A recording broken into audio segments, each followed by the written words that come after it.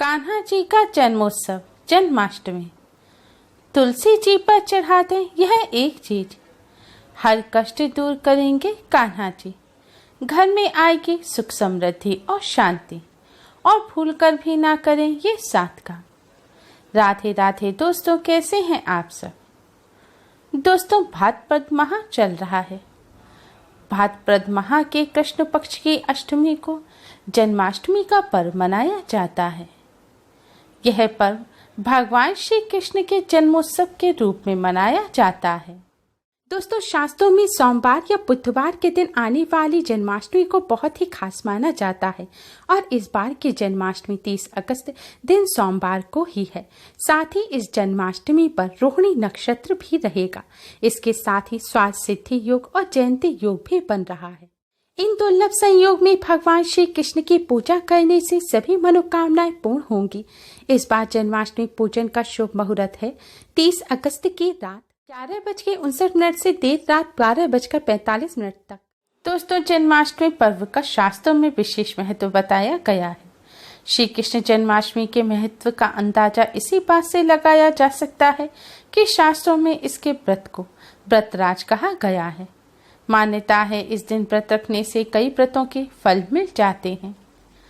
अगर भक्त इस दिन पालने में भगवान श्री कृष्ण को झुलाते हैं, भगवान श्री कृष्ण के बाल रूप को झुलाते हैं, तो उनकी सभी मनोकामनाएं पूरी हो जाती हैं।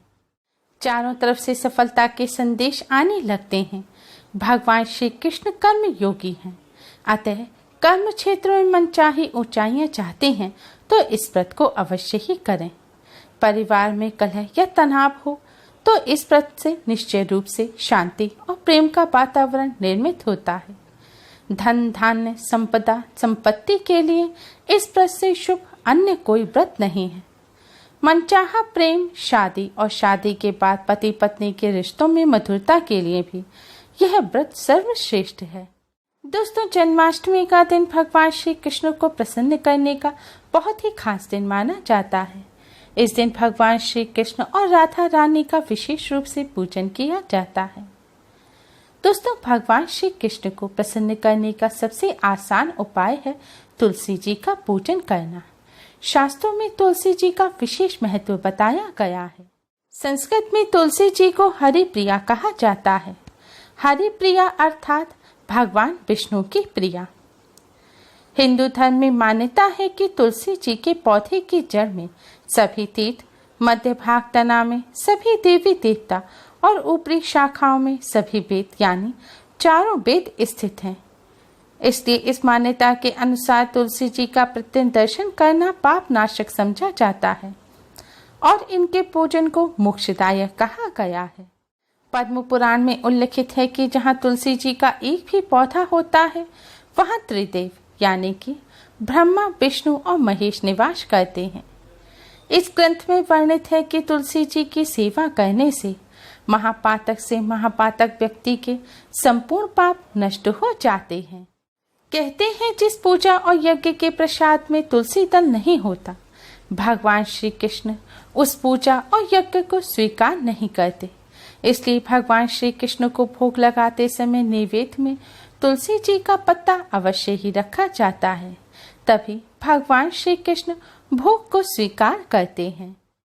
दोस्तों, जन्माष्टमी के शुभ अवसर पर भगवान श्री कृष्ण को प्रसन्न करने के लिए, भगवान श्री कृष्ण की असीम कृपा प्राप्त करने के लिए तुलसी जी का पूजन अवश्य ही करें।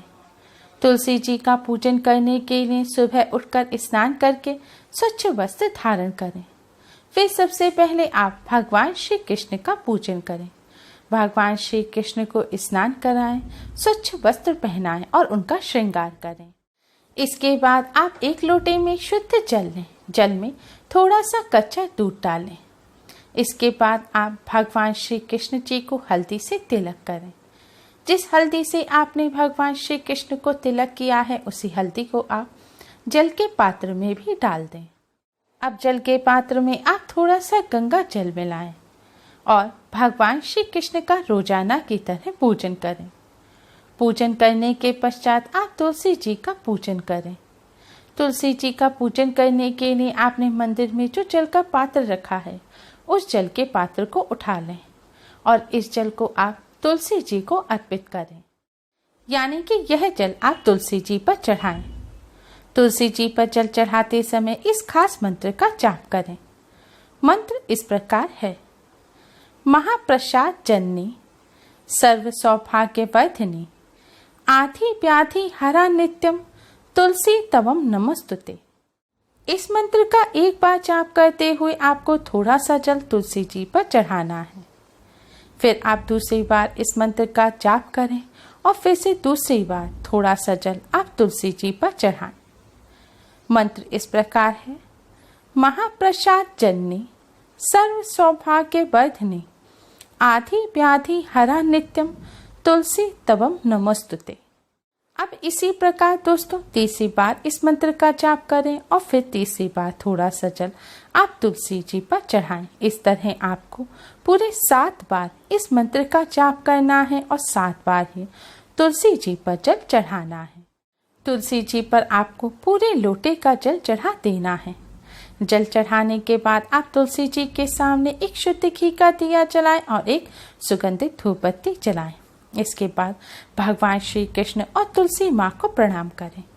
फिर भगवान श्री कृष्ण के महामंत्र ओम नमो भगवते वासुदेवाय का 108 बार जाप करें।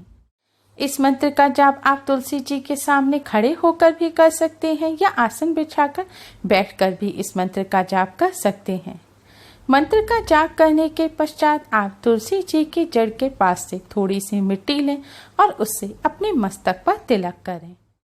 फिर आप भगवान श्री राधे कृष्ण जी को प्रणाम करें और तुलसी जी को प्रणाम करें और भगवान श्री राधे कृष्ण और तुलसी जी से अपने सभी कष्ट, दुख, दर्द, तकलीफ को दूर करने की प्रार्थना करें। घर में सुख समृद्धि की भी आप तुलसी माँ से प्रार्थना करें। दोस्तों तुलसी जी भगवान श्री कृष्ण को अति प्रिय हैं। जन्माष्टमी के पावन पर्व पर तुलसी माँ का पूजन करने से भगवान श्री कृष्ण की असीम कृपा प्राप्त होती है और घर में सुख, शांति और समृद्धि बनी रहती है। कान्हा जी की कृपा से कष्टों से भी छुटकारा मिलता है।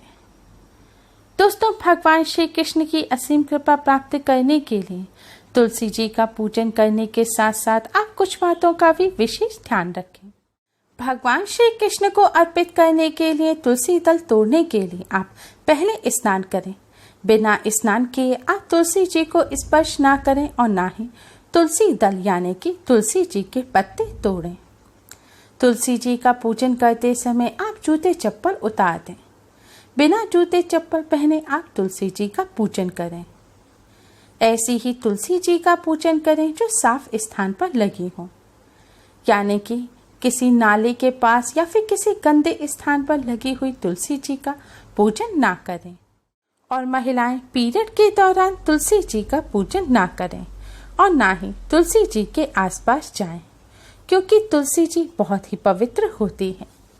पीरियड के दौरान महिलाओं को तुलसी जी का ना ही स्पर्श करना चाहिए और ना ही पीरियड के दौरान जिन महिलाओं को पीरियड हो रहा उनकी छाया भी तुलसी जी पर नहीं पड़नी चाहिए। तुलसी जी पर जल सूर्योदय के बाद और सूर्यास्त से पहले ही चढ़ाएं। सूर्यास्त के बाद तुलसी जी पर जल भूलकर भी ना चढ़ाएं और सूर्यास्त के बाद ना ही तुलसी जी का स्पर्श करें। अगर आपको कोई स्वास्थ्य संबंधी समस्या नहीं है तो आप जन्माष्टमी का व्रत अवश्य ही रखें। शास्त्रों में जन्माष्टमी के व्रत का विशेष महत्व बताया गया है। शास्त्रों में जन्माष्टमी के व्रत को एकादशी के व्रत से भी बड़ा बताया गया है, इसीलिए इस व्रत को व्रतराज कहा जाता है। माना जाता है कि जन्माष्टमी का व्रत रखने से साल भर के सभी व्रत रखने का पुण्य फल प्राप्त हो जाता है। अगर आप किसी कारण से जन्माष्टमी पर व्रत नहीं भी रख पा रहे हैं या घर में छोटे बच्चे हैं वह व्रत नहीं रख पा रहे हैं तो भी आप भूलकर जन्माष्टमी के दिन प्याज, लहसुन, मीट, मदिरा, अंडा, तंबाकू इत्यादि चीज़ों का भूलकर भी सेवन ना करें। जन्माष्टमी के दिन पूर्ण ब्रह्मचर्य का पालन करें और जितना ज़्यादा हो सके भगवान श्री कृष्ण का स्मरण करें, उनका पूजन करें और भजन कीर्तन करें।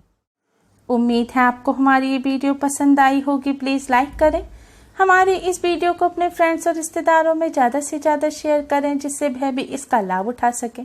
हमारी और भी वीडियोस के लिए हमारे चैनल को सब्सक्राइब करना ना भूलें। Thanks for watching. Radhe Radhe.